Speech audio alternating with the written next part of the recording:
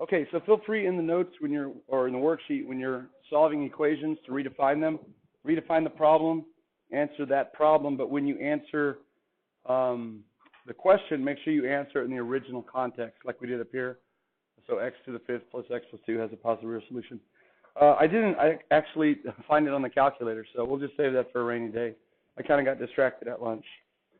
Okay, but no, it's there. No, it's there. You can find it on your own. We'll say that you could find that solution on your own in the privacy of your own home. Okay, there you go.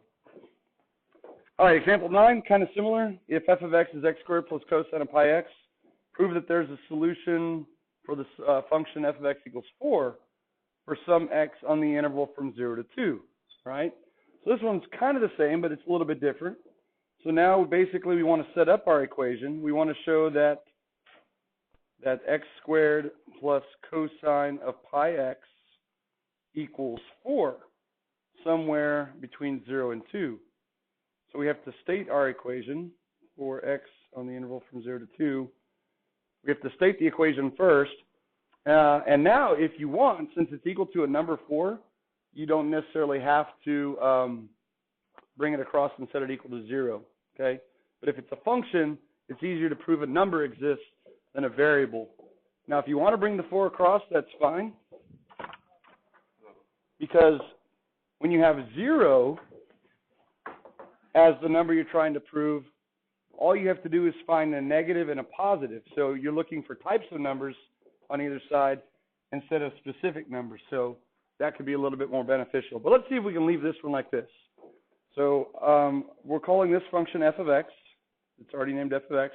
So we're trying to prove f of x equals 4 on the open interval, right? So when they give you the open interval, they're basically saying the solution is not going to be an endpoint. But when we want to use the IVT, we have to still say that it's continuous on the closed interval. We don't have to prove it, we just have to say it. Now, if we say it, we better mean it. So is x squared plus cosine of pi x continuous from 0 to 2? Should be, right? X squared is a continuous function, cosine is a continuous function. So when we combine two continuous functions, we get another continuous function over its domain. And of course, the domain of this is what? All reals. Yeah, very good. So the y value that we're trying to prove is 4. So let's go ahead and say f of x, that's the name of the function, is continuous on the closed interval from 0 to 2. And that basically invokes the IVT. Now the IVT can be used. I haven't collected any data yet. So before I can finish answering that, I'm going to come off to the side here. Let's figure out what f of 0 is. If you plug in a 0, you get 0 squared plus cosine of 0. And what's cosine of 0? 1. Okay, so we get 1, which happens to be less than 4. And so now if I plug in there 2, I get 2 squared is 4, plus cosine of 2 pi is 1, so I get 5. All right. So if they give you the values, like they did here, chances are those are going to be the ones that you want. The previous one, we had to find our own. Okay, so now we got our numbers labeled and marked over here, right? We know exactly where they came from. So we can say f is continuous on the interval from 0 to 2, comma, and what do we want to say? 1 is less than 4 is less than 5. And again, that's not arbitrary numbers. We have it marked over there. If you'd rather say f of 0 is less than 4 is less than 5, that's fine too. So now we can say comma, so by the IVT, and now we answer their question. Starting with there is a solution for f of x equals 4 for some x in the open interval from 0 to 2. Okay, and we know it's not going to be 0 or 2 because we've already computed those, and it was 1 and 5, not a 4. Okay, so hopefully you're kind of getting a feel for this. The inequality part kind of feels a little bit like the squeeze theorem, and in a sense it is kind of like the squeeze theorem because we're showing that something is at least contained between two values, not necessarily squeezed between them. All right, so here's a modified part of an example from the free response portion on the 2007 AP exam. Every free response question is worth 9 points.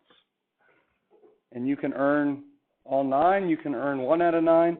The average for AB students out of 9 per question is usually around 3, 3.5. And the average for BCs, is, of course, is a little bit higher, somewhere around 4.5, somewhere in there, maybe even approaching 5 out of 9. But in 2007, this question was asked, and when all was said and done, it turned out that this was the lowest scoring question in the history of AP Calculus for College Board.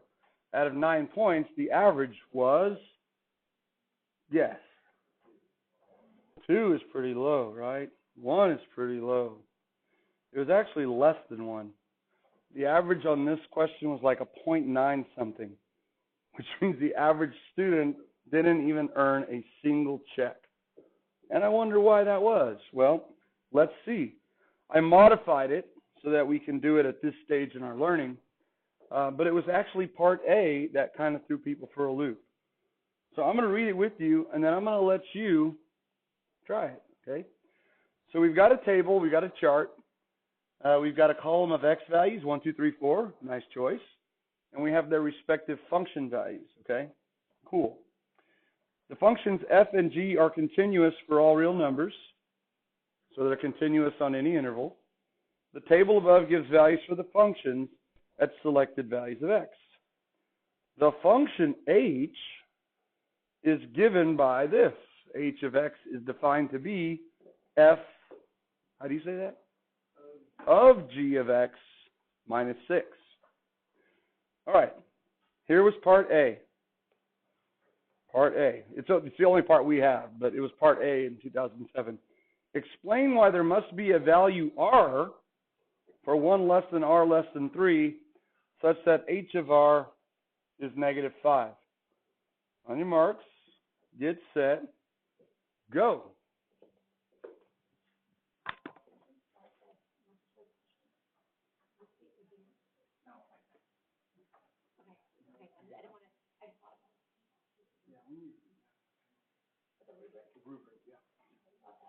Yeah. But test them later.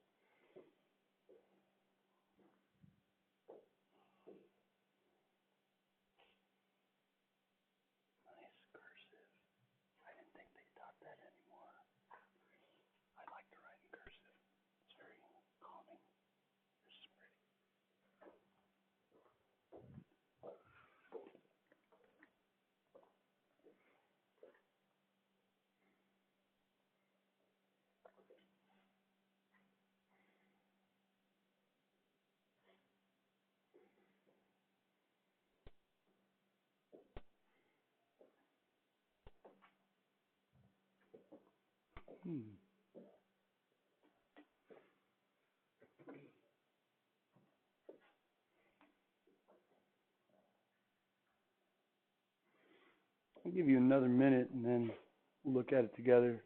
Some of you are round and third heading home, about to get full credit. Some of y'all are contributing to that less than 1 average. Not really. Not really. You're probably going to earn at least 1.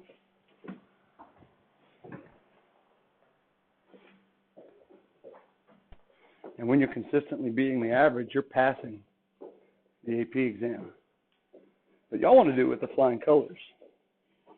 Y'all want to get that elusive 6 on the AP exam.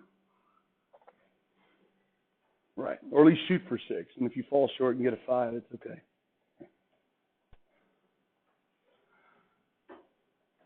Okay, so first of all, y'all kind of have an advantage because this question falls under the IVT section of the notes.